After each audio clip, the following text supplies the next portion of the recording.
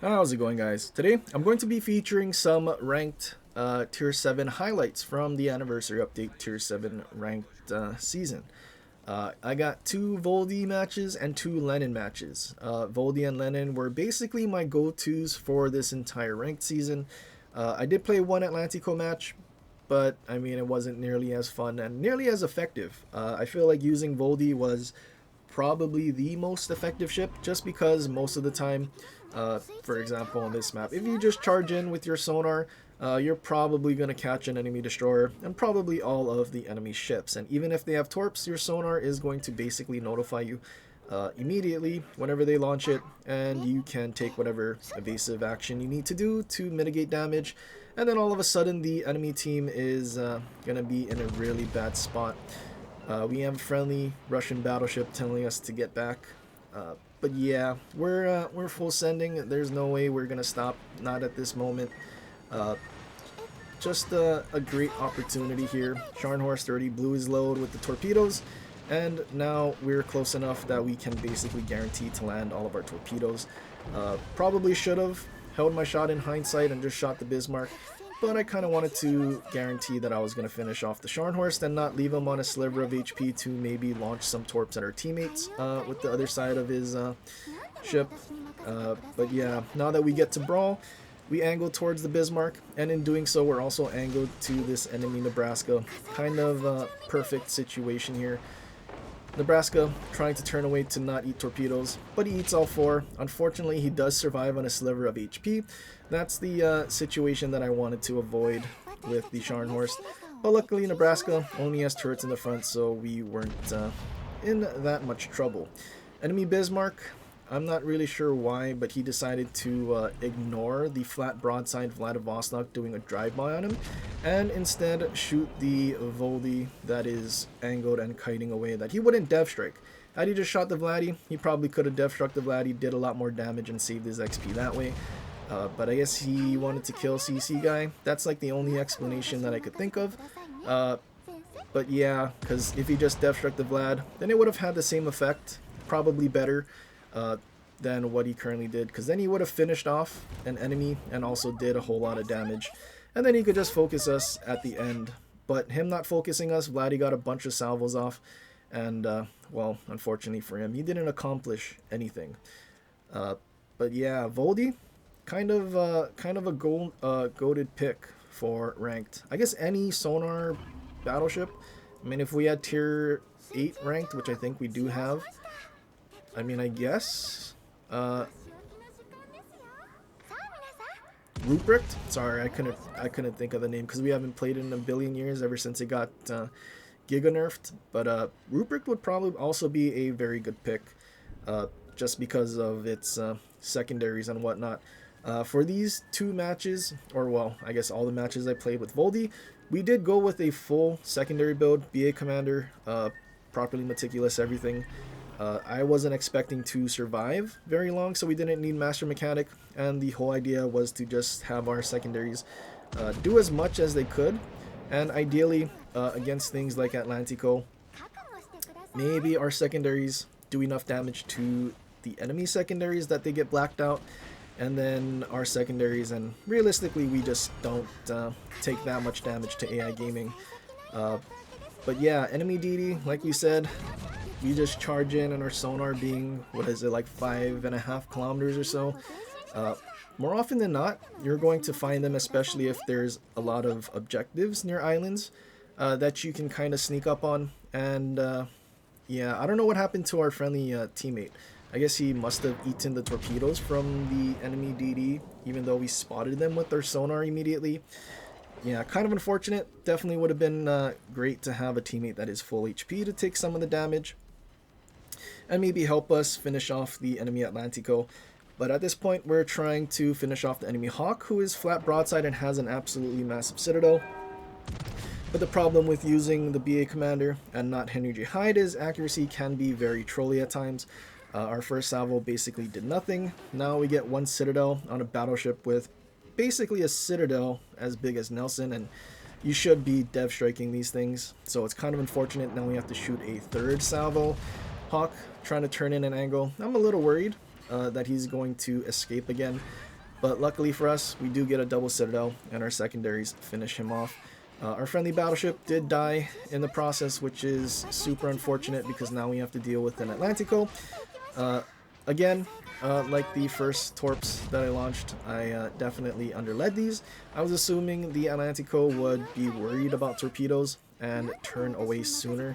But he doesn't ever actually turn, he straight lines. I probably should have just assumed that after the first set that we launched at him.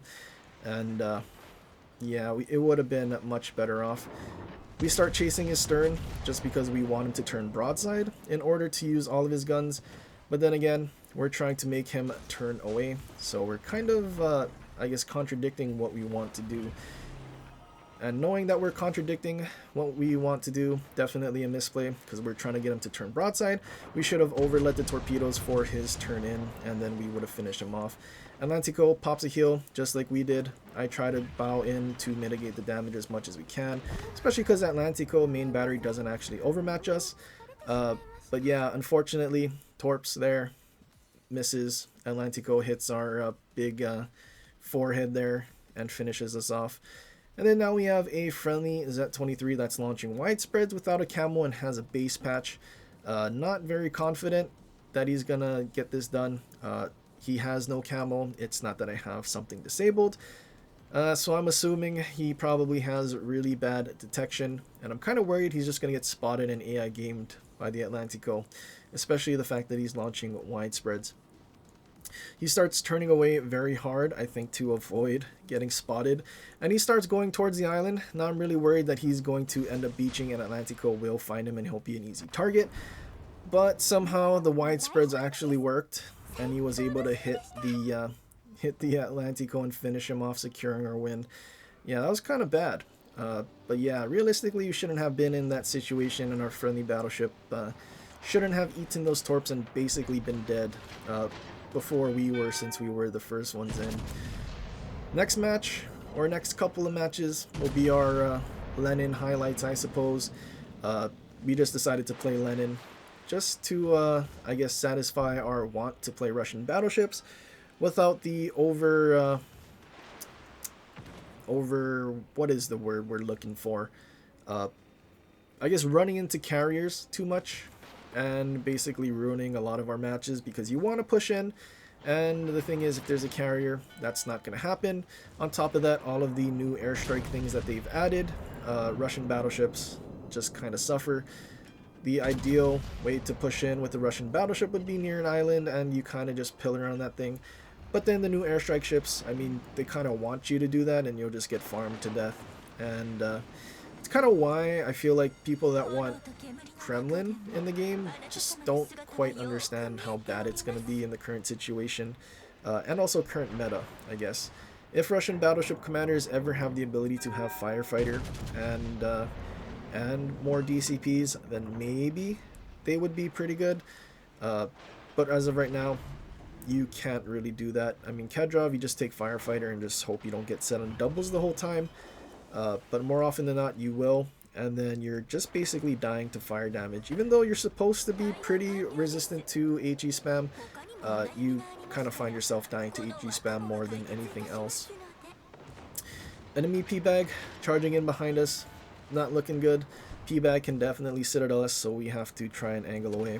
I did want to see if we could get our turrets on him by turning them to the right, but unfortunately he was sailing in the opposite direction, so we couldn't quite get it done. Friendly Iowa does smash the enemy P-Bag though, and I'm kind of hoping our secondaries can take out the P-Bag, but I don't think they can. I'm pretty sure Lenin secondaries are only 130, possibly. Maybe they're 152s, but I feel like they're 150s. Lucky for us though, P-Bag doesn't have torpedoes on his right side, so we kind of get lucky there.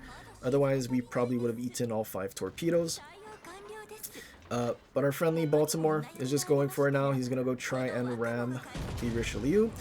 Unfortunately, he isn't able to pull it off, but it's not the end of the world. Since Balti did cap A, we do have a pretty substantial points lead. And at this point, we just reverse away because prop mod bug lets us do this. And then we essentially just try to kill off Massachusetts, and then we can go ahead and ram the enemy Richelieu. just to secure a win because it is ranked. I think in standard I'd probably go for a drive-by just for funsies. But yeah, since it's ranked, going for the win, kill off Massachusetts, and then go for the ram on Richelieu. Massachusetts trying to do all he can, but Lenin just reversing away basically as fast as Massachusetts can go forward. He's not really closing the distance any at all.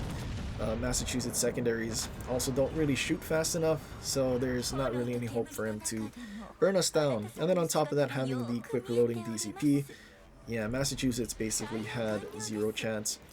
Richelieu finally comes out from reversing away from the Balti that was trying to ram him. Unfortunately for him, he wasn't able to push out in time to help the Massachusetts. And now, I mean, we tried to black out his turrets just to black it out, because we did get some good salvos in at the very start, but we never blacked it out with running with scissors either. But yeah, we just tried to. We just have one of our turrets loaded. We have running with scissors. As long as we don't miss the Citadel, we should be fine. And if we do, well, we'll probably end up ramming him. Richelieu, not really in a good position. He had to go for a drive-by and dev strike us. But also, I mean, we were playing chicken. If he knew we were going to ram, he had to turn away and go broadside. So, not really a good situation for the Richelieu. And our last match, another Lenin one.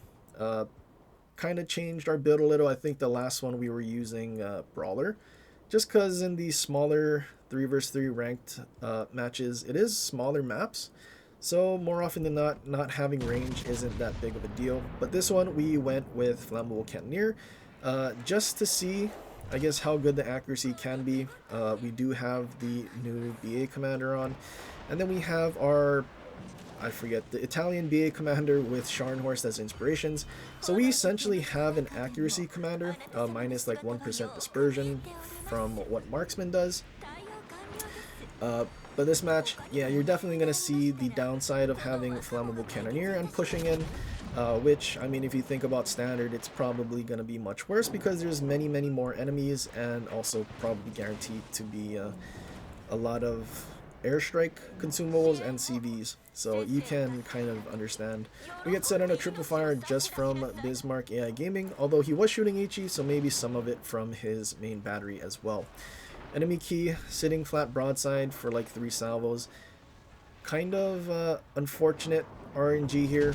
I mean, I would assume Lenin would just simply dev strike a key. I know Zatu's would, but I guess not mine. We put out the triple fire, and now it's time to reverse our friendly Nebraska that we pinged earlier. And again, I think his whole plan for the entire match was to actually just park there and drop airstrikes, which is extremely cringe. While his teammates are dying, he's just waiting for like a minute and a half for his consumable to come back. Yeah, I guess that's one of the things about the hybrid and airstrike ships. Not always the most supportive teammates, I suppose.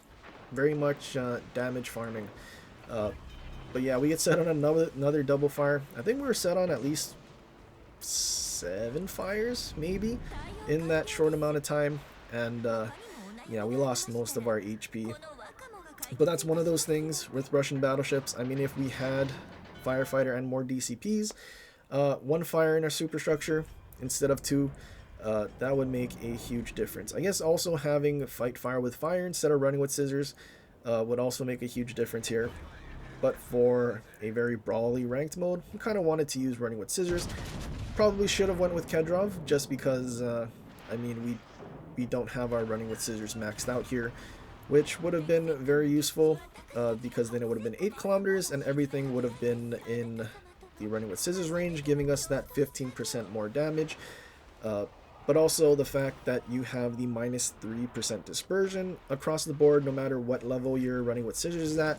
It's almost like there's no reason to use it unless it's maxed to trade off for that 3% dispersion, which might also be why our accuracy is relatively trolly, and we weren't able to dev strike the key because we had the 3% dispersion debuff. So there is that. But since we took out the key, enemy Vlad is actually sitting behind their spawn island shooting HE. So with this Bismarck not having support and our 2 teammates actually helping. It's not much this Bismarck's gonna be able to do. He's also just shooting HE, so we just make the decision to game return away. And hope that he doesn't switch to AP, and then just knowing where that Vlad is and knowing where our teammates are, maybe we have a chance to catch the Vlad's broadside. So we decide to go around the island the other way, and if anything, Vlad pushes in, and he pushes into two of our teammates that are very, very healthy, especially that Nebraska, who basically is full health.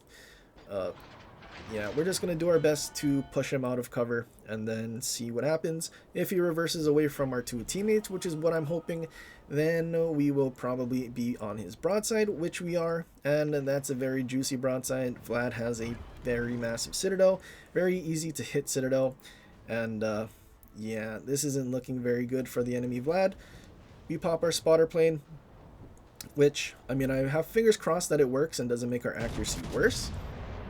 We fire a salvo and we get 4 citadels out of 5 hits, so it definitely worked that time, and we dev strike that Vlad.